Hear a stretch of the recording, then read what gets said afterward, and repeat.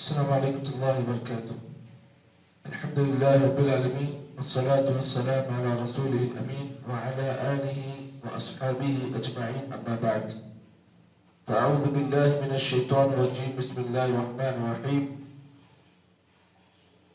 الذین قالوا لإخوانهم وقعدوا لو أطاعونا ما قتلوا قل فادرءوا عن أنفسكم الموت إن كنتم صادقين ولا تحسبن الذين قتلوا في سبيل الله أمواتا بل أحياء عند ربهم يرزقون۔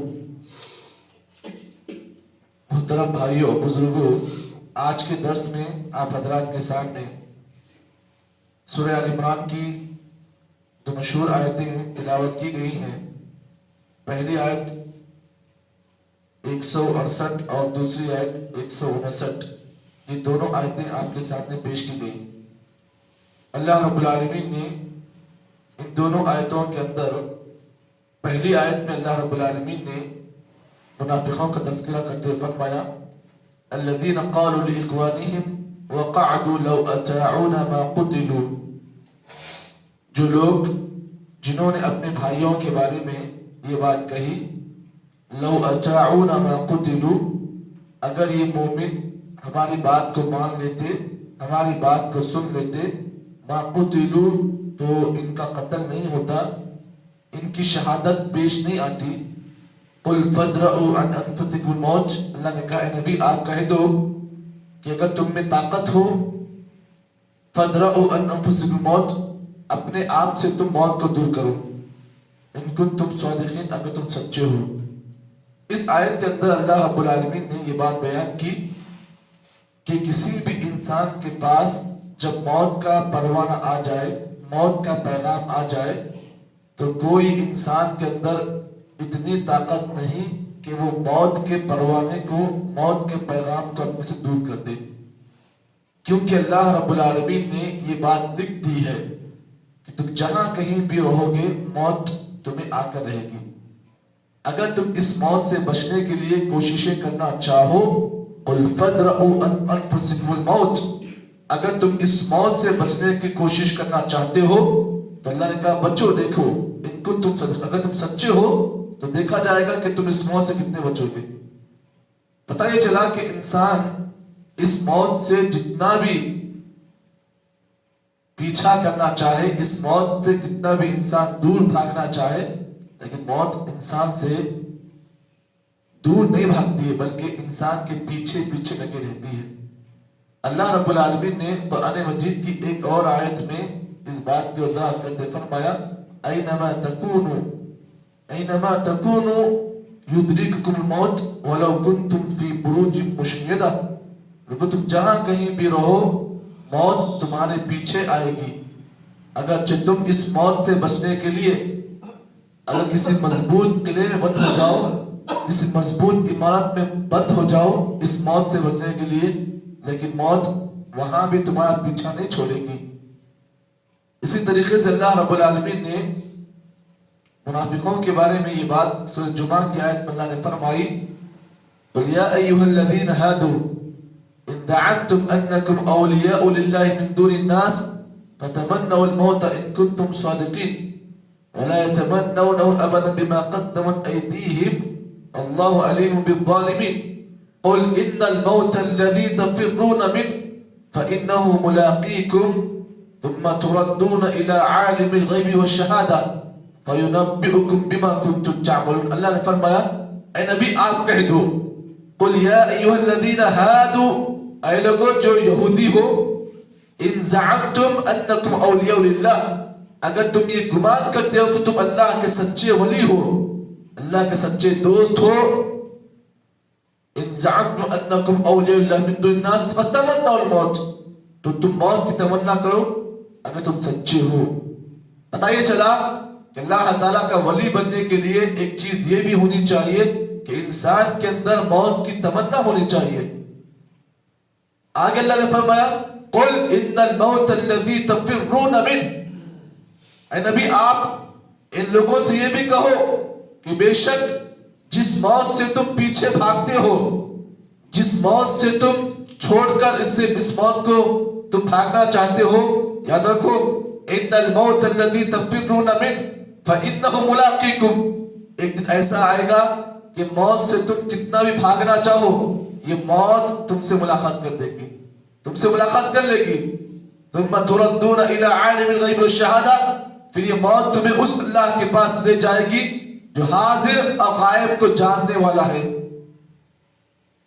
یہ تمام آیتیں آپ کے سامنے اس لیے پیش کی گئی کہ اللہ رب العالمین نے اس موت کے سسٹم کو اس لیے بنایا تاکہ اللہ تعالیٰ یہ بات بتانا چاہتا ہے تم میں سچا کون ہے, تم میں جھوٹا کون ہے, کون اللہ تعالیٰ سے سچی محبت کرتا ہے اور کون اللہ سے مطلبی محبت کرتا ہے. اللہ نے اسی لیے موت کے سسٹم کو بیان کیا. پھر اس کے علاوہ صحیح مسلم کی وہ روایت بھی آپ سن لیں. اللہ کے نبی محمد عربی صلی اللہ علیہ وسلم نے فرمایا دو چیزیں ایسی ہیں جو انسان کے پیچھے برابر دوڑ کر آتی ہیں. دو چیزیں ایسی ہیں جو کسی بھی انسان کے پیچھے برابر لگی رہتی ہیں. کبھی کبھار کیا ہوتا ہے وہ دو چیزیں انسان سے آگے بڑھ جاتی ہیں اور کبھی کبھار کیا ہوتا ہے انسان ان دو چیزوں سے آگے بڑھ جاتا ہے. اب آئیے وہ دو چیزیں کون سی ہیں. صحیح مسلم کی روایت میں اللہ کے نبی نے فرمایا پہلی چیز انسان کی موت ہے اور دوسری چیز انسان کا رزق ہے. اللہ کے نبی نے فرمایا موت اور انسان کا رزق یہ دونوں انسان کے پیچھے آتے ہیں.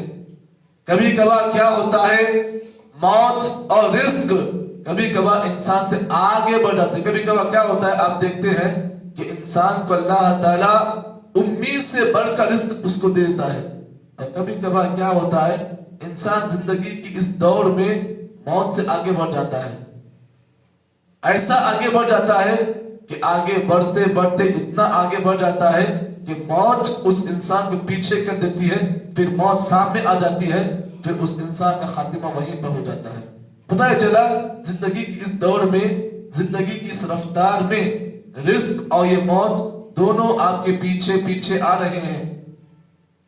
تو ہمیشہ ایک انسان کو یہ بات یاد رکھنی چاہیے کہ میں اس دنیا میں آیا ہوں تنہا ہوں یہ نہ سمجھے, بلکہ انسان کے پیچھے اللہ تعالیٰ نے موت کو بھی اس کے پیچھے ساتھی بنا کر رکھا ہے. اور یہ موت کبھی کبھار انسان کو اتنا سختی سے دبوچ لیتی ہے کہ انسان اس دنیا کی رفتار میں جتنا آگے بڑھتا ہے موت بھی اس انسان کی زندگی میں اتنی آگے بڑھ کر آتی ہے. اسی لیے انسان کو زندگی میں ہمیشہ موت کو اپنے موافق رکھنا چاہیے. یہ عقل مند آدمی کی نشانی ہے. اسی لیے اللہ کے نبی صلی اللہ علیہ وسلم سے سوال کیا گیا اللہ کے رسول کہ بتائیے دنیا کا سب سے بڑا عقل مند آدمی کون ہے.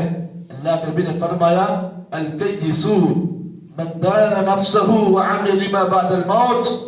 دنیا کا سب سے بڑا عقل مند آدمی وہ ہے جو اپنے نفس کا محاسبہ کرے, نفس کی جانچ پڑتال کرے اور موت کے بعد جو زندگی آنے والی ہے اس کے لیے توشہ تیار کرے. بتائیے چلا ایک انسان کو ہمیشہ یہ بات یاد رکھنی چاہیے کہ اللہ تعالیٰ نے اس کے پیچھے موت کو بھی رکھا ہے. آگے اللہ رب العالمین نے یہ بات بیان کی اور کہا وَلَا تَحْسَبَنَّ الَّذِينَ قُتِلُوا فِي سَبِيلِ اللَّهِ أَمْوَاتًا. لوگوں تم ان لوگوں کو جو اللہ کے راستے میں شہید کیے جائیں, اللہ کے راستے میں جو لوگ شہید ہو جائیں تم انہیں مردہ مت کہو. بل احیاء عند ربہم, بلکہ وہ اپنے رب کے پاس زندہ ہیں. یرزقون, اور انہیں رزق دیا جاتا ہے. قرآن مجید کی آیت میں اللہ رب العالمین نے یہ بات بیان کی کہ جو کوئی انسان جس کو اللہ تعالیٰ نے شہادت کا مرتبہ دیا تو اللہ رب العالمین نے اس کی عظمت کو بیان کرتے ہوئے, اس کی فضیلت کو بیان کرتے ہوئے اللہ نے فرمایا کہ وہ لوگ جو اللہ کے راستے میں شہید ہو جائیں تم انہیں مردہ مت کہو. بل احیاء عند ربہم, بلکہ وہ اپنے رب کے پاس زندہ ہیں اور زندہ اس حالت میں ہیں یرزقون, انہیں رزق دیا جاتا ہے.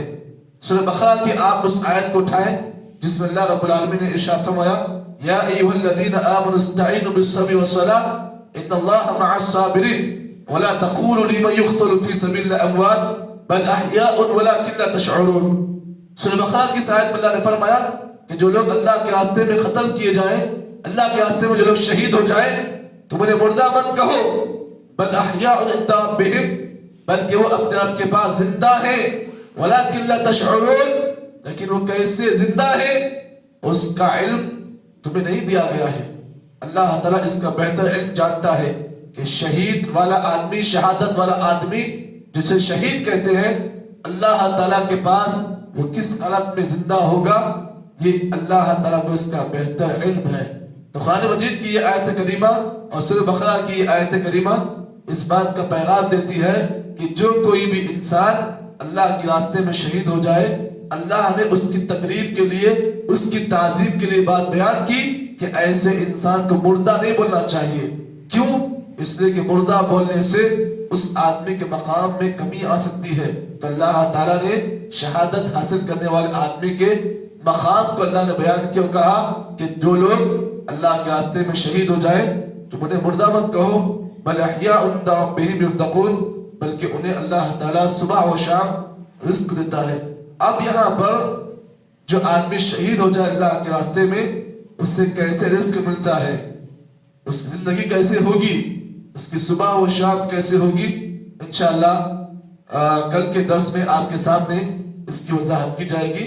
اللہ سے دعا ہے کہ اللہ تعالیٰ مجھے اور آپ کو جتنی باتیں ان آیتوں کی روشنی میں پیش کی گئی ہیں، اللہ تعالیٰ ہم تمام کو ان تمام باتوں کے مطابق عمل کی توفیق عطا فرمائے۔ سبحان اللہ بحمدہ، سبحانک اللہم وبحمدک، نشہد ان لا الہ الا انت، نستغفرک ونتوب